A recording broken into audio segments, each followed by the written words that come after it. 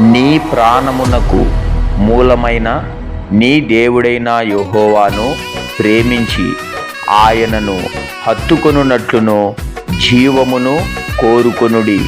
ద్వితీయోపదేశ కాండము 30వ అధ్యాయము 20వ వచనము. Praise the lord.